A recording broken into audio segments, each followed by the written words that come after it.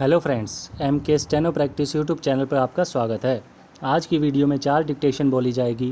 पहली डिक्टेशन 70 शब्द प्रति मिनट की स्पीड से बोली जाएगी, जो कि राजस्थान हाई कोर्ट के पैटर्न पर बोली जाती है। बाकी 3 डिक्टेशन एसएससी के पैटर्न पर बोली जाती है, जिसकी स्पीड 80, 90 तथा 100 शब्द प्रति मिनट की होगी। अगर आप सीधे 80, 90 तथा 100 शब्द प्रति मिनट की डिक्टेशन लिखना चाहते हैं तो आप इसे स्किप करके लिख सकते हैं। पहली डिक्टेशन 70 शब्द प्रति मिनट की होगी। डिक्टेशन स्टार्ट करने से पहले जो भी स्टूडेंट चैनल पर नए हैं वो चैनल को सब्सक्राइब करें, वीडियो को लाइक करें तथा ज़्यादा से ज़्यादा शेयर करें। इस वीडियो की पीडीएफ या आउटलाइन या शब्द चिन्ह प्राप्त करने के लिए आप टेलीग्राम ग्रुप ज्वाइन कर सकते हैं, जिसका लिंक आपको डिस्क्रिप्शन में मिल जाएगा, या फिर आप टेलीग्राम पर सीधे एम के स्टेनो प्रैक्टिस 007 सर्च करके भी ग्रुप को ज्वाइन कर सकते हैं। 70 शब्द प्रति मिनट की डिक्टेशन, जो कि राजस्थान हाई कोर्ट के पैटर्न पर बोली जाने वाली है, 5 सेकंड बाद शुरू होगी।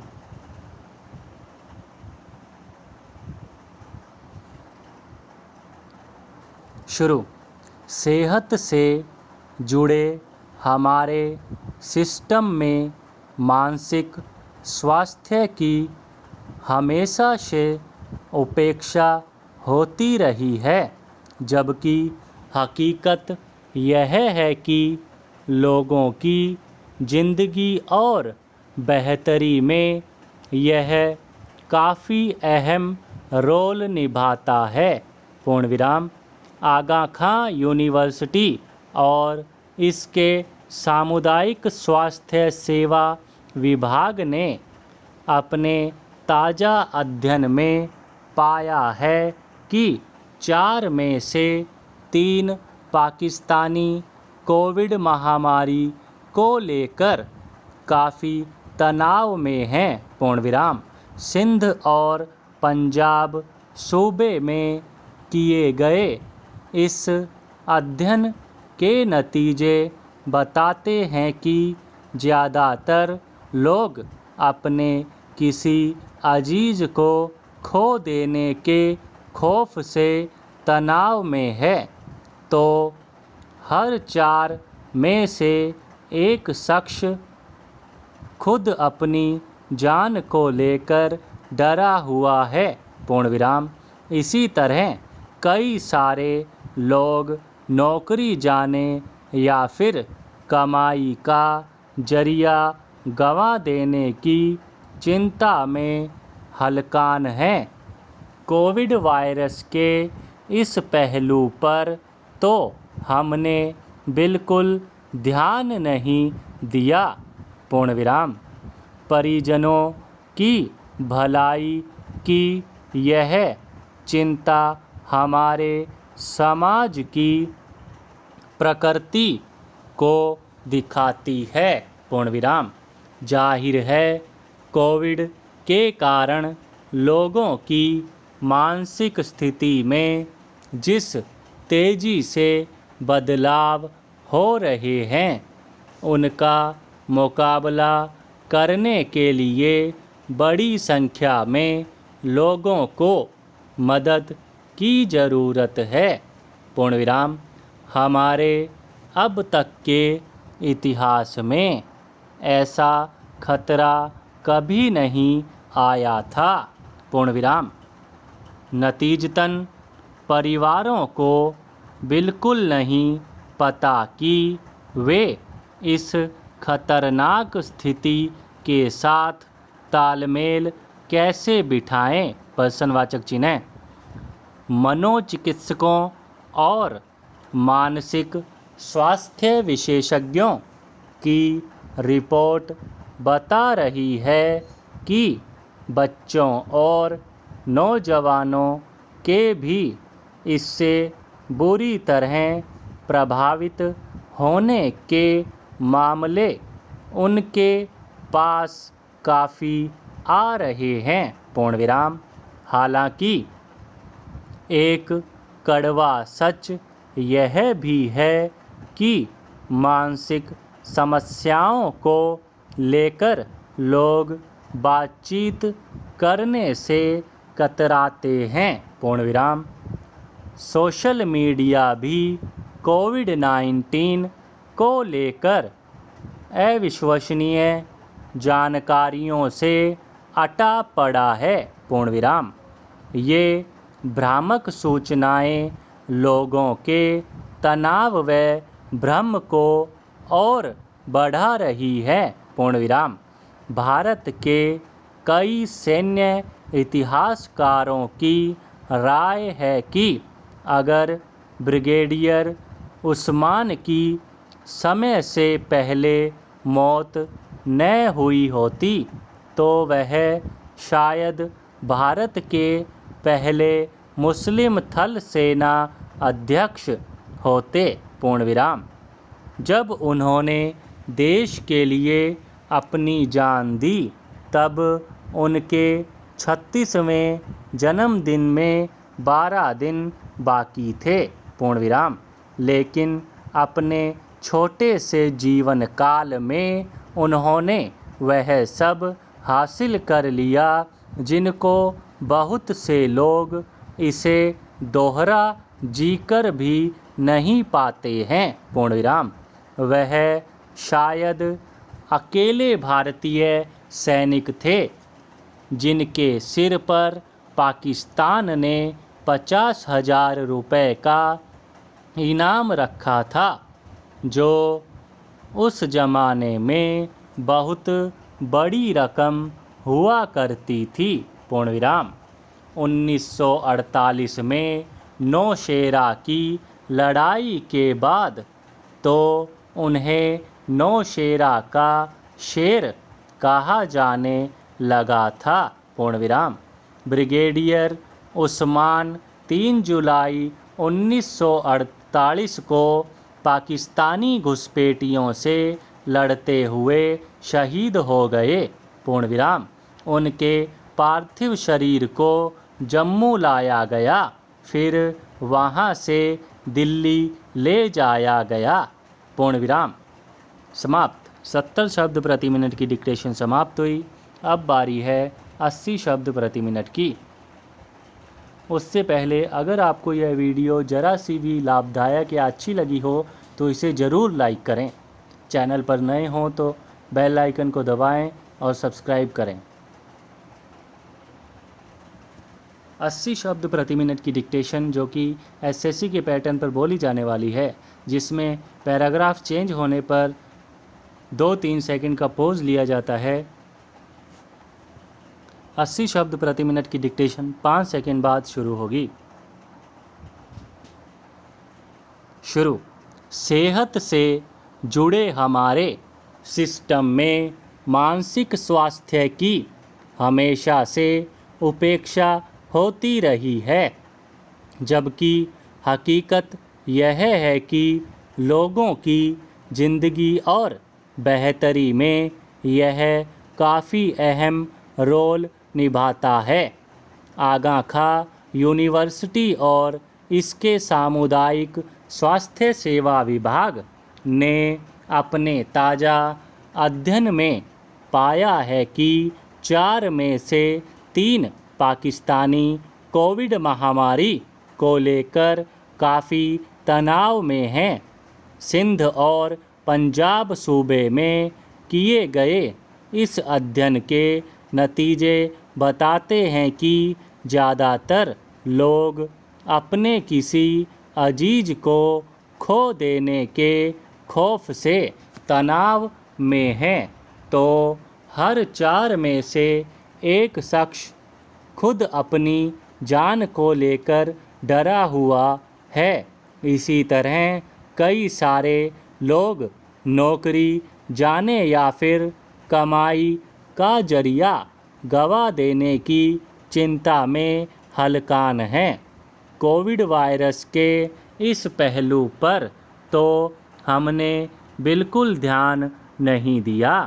परिजनों की भलाई की यह चिंता हमारे समाज की प्रकृति को दिखाती है। जाहिर है कोविड के कारण लोगों की मानसिक स्थिति में जिस तेज़ी से बदलाव हो रहे हैं।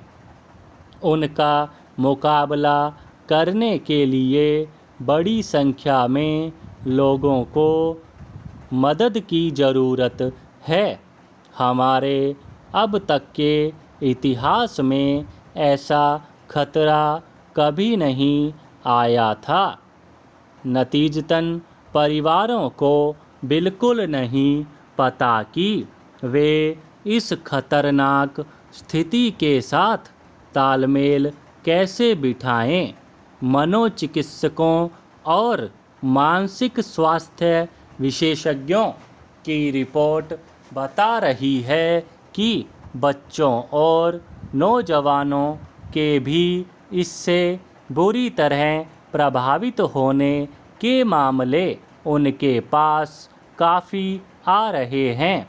हालांकि एक कड़वा सच यह भी है कि मानसिक समस्याओं को लेकर लोग बातचीत करने से कतराते हैं।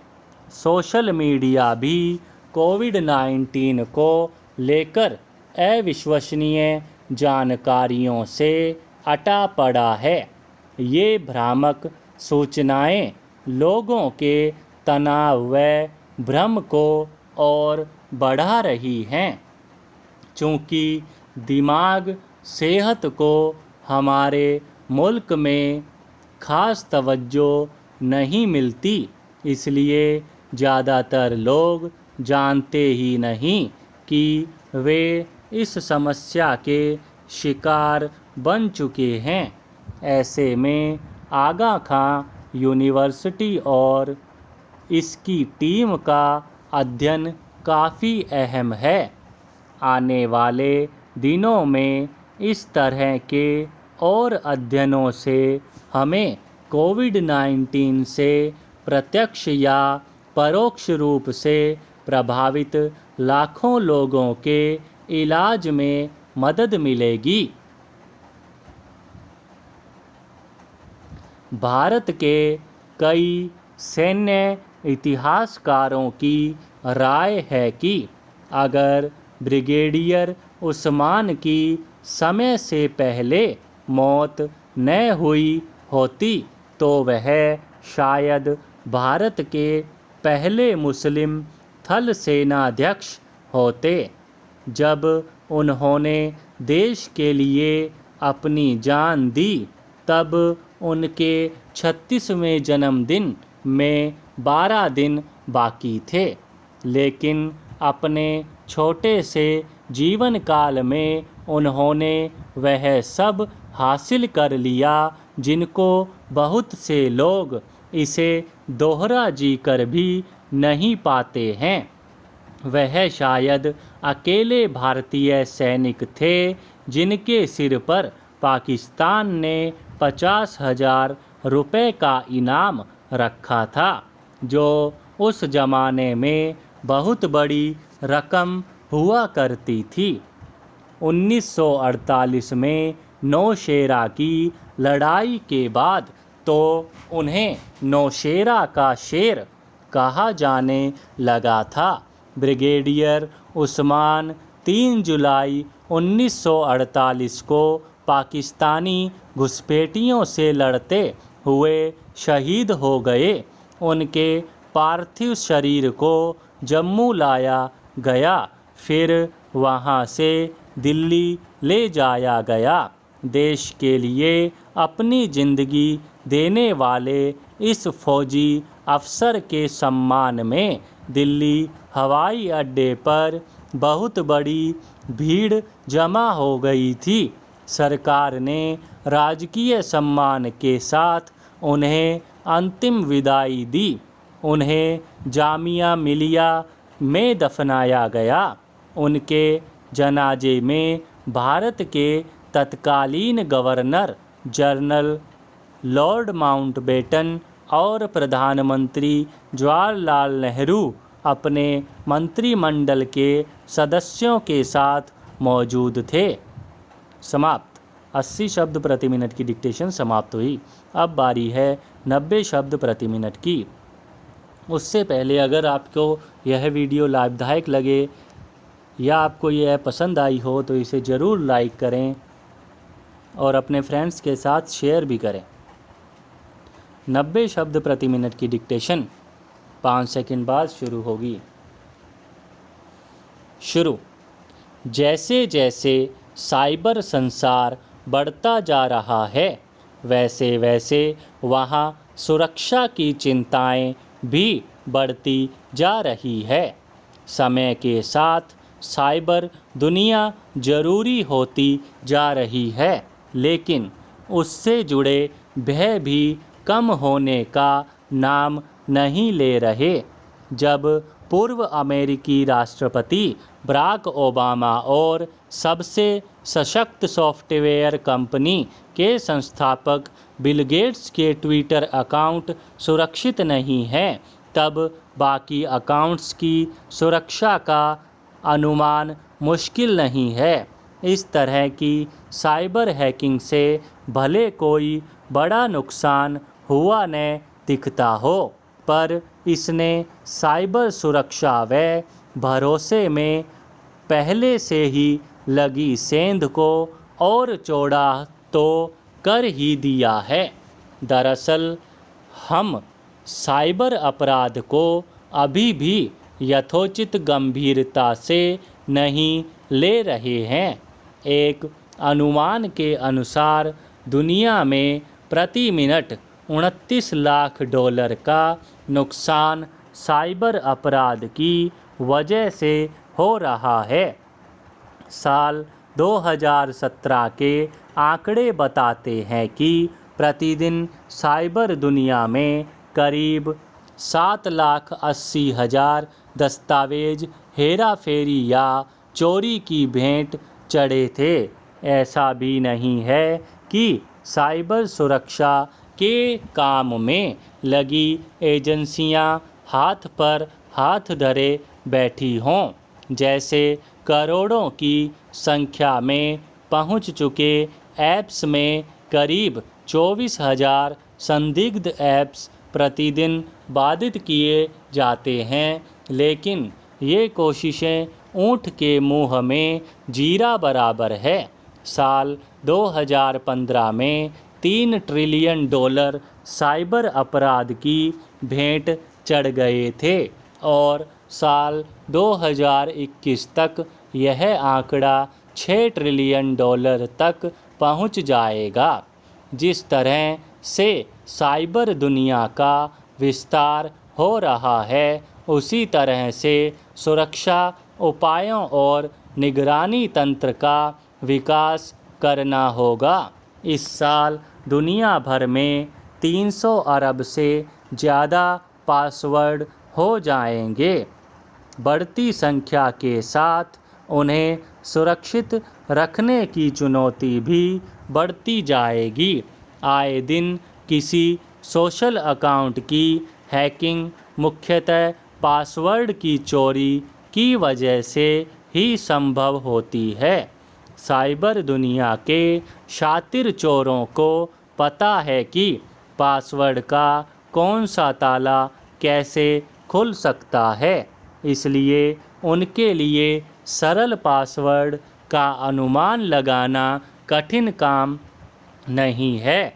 साइबर दुनिया में 21% से ज़्यादा फाइलें असुरक्षित हैं, उन पर किसी तरह का ताला नहीं है। आश्चर्य नहीं कि कंपनियों को 3 महीने बाद किसी डाटा या फाइल की चोरी का पता चलता है। जब व्यवस्थित कंपनियों को अपना डाटा सुरक्षित रखने में जोर आ रहा है, तब आम लोग कितने असुरक्षित होंगे, इसका अंदाज़ा लगाया जा सकता है। ओबामा और गेट्स जैसी हस्तियों पर हुए साइबर हमलों के बाद दुनिया को ईमानदारी से सोचना चाहिए। सुगठित सरकार, संगठित राजनीति व राजनीति पर भी खतरा बढ़ चुका है। साल 2017 में फ्रांसीसी राष्ट्रपति मैक्रो का ईमेल हैक हो गया था और ऐसा चुनाव से कुछ ही पहले हुआ था। बहुत संभव है इसका असर फ्रांस के चुनावों पर भी पड़ा हो। बहुत सी हमारी बातें हैं जिन्हें साइबर अपराधी हमसे कहीं ज़्यादा जानते हैं। यह आर्टिफिशियल इंटेलिजेंस का एक और दुखद चेहरा है। दुर्भाग्य से साइबर अपराधी और डाटा चोरी को रोकना आसान नहीं है, क्योंकि नैतिकता का दावा करने भी अपने प्रतिस्पर्धियों से जुड़े डाटा चुराने में गुरेज नहीं वाली सरकार करती। ऐसे में सभी सरकारों को अपने अपने दायरे में साइबर सुरक्षा कवच तैयार करना चाहिए। पूरी हैकिंग को कटघरे में खड़ा करने की बजाय नैतिक हैकिंग को बढ़ावा देना और अनैतिक हैकिंग पर चोट करने की ज़रूरत बहुत बढ़ गई है। समाप्त। 90 शब्द प्रति मिनट की डिक्टेशन समाप्त हुई। अब बारी है 100 शब्द प्रति मिनट की। उससे पहले प्लीज़ वीडियो को लाइक ज़रूर करें। 100 शब्द प्रति मिनट की डिक्टेशन 5 सेकंड बाद शुरू होगी। शुरू। मैंने पत्नी से कहा, वक्त आ गया है कि अब जिंदगी को स्वदेशी शैली में जिया जाए, ताकि देश में आत्मनिर्भरता आ सके। मेरे हाथों में परमानेंट स्वदेशी मार्कर देखकर बीवी ने पूछा, क्या करने वाले हो? जिस जिस चीज़ पर चाइना प्रिंट है मिटाकर मेड इन इंडिया लिखूँगा। पत्नी बोली, असली हिपोक्रेट हो, सही तरीका निकाला है। अब जुबान से देश प्रेम पर भाषण देना और दिल दिमाग से उसे जीना दो अलग अलग बात है। इतने सस्ते, आकर्षक और तरह तरह के रंगों में मिलने वाले सामान को कैसे त्याग दें? लॉकडाउन ने हमारा रोल बदल दिया है। पहले वह मेरा कहना ज़्यादा मानती थी और अब मैं मानने लग गया हूँ। आत्मनिर्भरता के माहौल से प्रभावित होकर पत्नी को भी लगा कि चीनी वस्तुओं का बहिष्कार करना चाहिए। बोली, हम दोनों मिलकर यह पुण्य कार्य करते हैं। इससे हमारी सारी चीज़ें भी स्वदेशी हो जाएंगी और चीनी वस्तुओं का बहिष्कार भी हो जाएगा। हमने आपसी सहयोग से एक एक चीज़ को उल्टा पुल्टा और जहाँ जहाँ भी मेड इन चाइना छपा था उसे चीन में बनी करेक्शन टेप से ठीक कर दिया। पत्नी ने अपनी सुंदर लिखावट में लिख दिया, भारत निर्मित।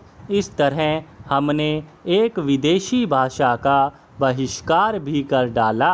अब बारी आई मोबाइल की। हम दोनों ने महंगे मोबाइल मेड इन चाइना है।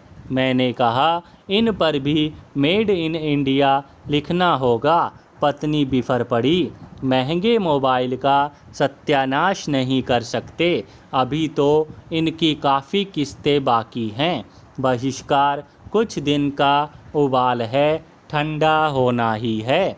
चीन दुकानदार है और हम खरीदार, दोनों के बिना बाजार कैसे चलेगा? फिर इतने प्लास्टिक के सामान फेंके, तोड़े या जलाए तो हमारे बेचारे पर्यावरण का क्या होगा? इससे तो हमारे राष्ट्रीय स्वच्छता अभियान को भी बहुत गहरी ठेस पहुँचेगी। दुनिया जानती है, एक दूसरे को डरा धमकाकर फिर मिलजुल कर आगे बढ़ने में ही भलाई है। पत्नी की एक और सलाह है, भविष्य में चीन से आने वाले हर सामान पर मेड इन इंडिया दर्ज होना चाहिए। नेपाल के प्रधानमंत्री केपी शर्मा ओली ने एक बार फिर अपने आका और चीन के राष्ट्रपति शी जिनपिंग को खुश करने के लिए विवादित बयान दिया और कहा कि असली अयोध्या भारत में नहीं बल्कि नेपाल में है। उन्होंने भगवान राम को नेपाली भी बताया। उनका दावा अजीबोगरीब है। वह असल में चीन के प्रभाव में आकर लगातार भारत विरोधी बयान दे रहे हैं। इसके पहले उन्होंने सीमा विवाद बढ़ाया और अब हम पर सांस्कृतिक और धार्मिक हमला कर रहे हैं। इससे ऐसा लगने लगा है कि वह चीन के एजेंट के रूप में काम कर रहे हैं, जो उनके लिए आत्मघाती साबित हो सकता है। भारत से पीढ़ियों से चली आ रही दोस्ती को तोड़कर वह कुछ भी हासिल नहीं कर सकेंगे, बल्कि सब कुछ गंवा बैठेंगे, क्योंकि अभी उनकी कुर्सी खतरे में पड़ी है। इसलिए फिजूल बयानबाजी करके वह अपनी राजनीति चमकाना चाहते हैं, मगर ऐसा करके वह बहुत ज़्यादा दिनों तक अपनी गद्दी बचा सकेंगे, इसमें संदेह है। समाप्त। 100 शब्द प्रति मिनट की डिक्टेशन समाप्त हुई। इसी के साथ वीडियो को लाइक करें, अपने फ्रेंड्स में शेयर करें तथा सब्सक्राइब ज़रूर कर दें। टेलीग्राम ग्रुप को ज्वाइन करें। धन्यवाद।